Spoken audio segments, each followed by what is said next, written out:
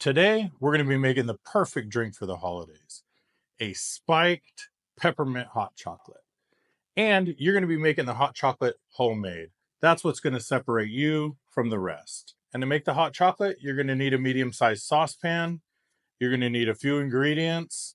Here's how you make the hot chocolate. You're going to need a medium-sized saucepan. You're going to need sugar, milk, cocoa powder, a little bit of vanilla, and some milk chocolate chips. First, you add the milk, the sugar, and the cocoa powder. Get that heated up to a simmer, and then you're going to add your milk chocolate and your vanilla. The whole process takes about 10 minutes, and it's super easy. Once you have your hot cocoa made, get that hot cocoa onto a cutting board. That's why I like to use a cast iron pot. It keeps the hot cocoa warm.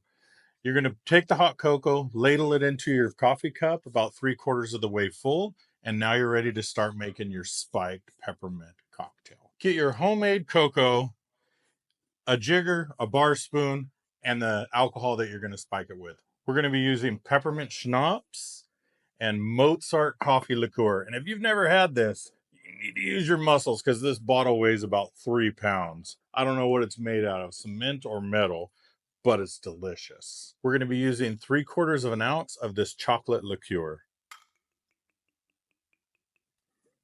Straight into the cup.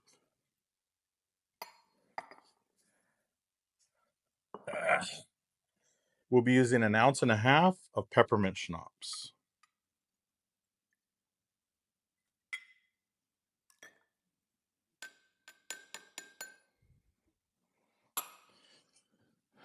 Easy peasy.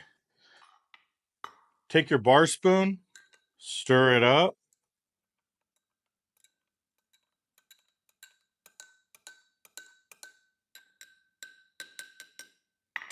We're going to be finishing it with whipped cream and chopped up milk chocolate chips.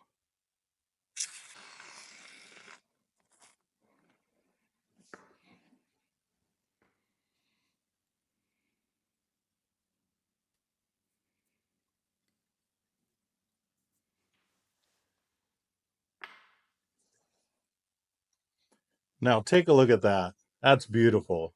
And remember, you can make it better than the bar.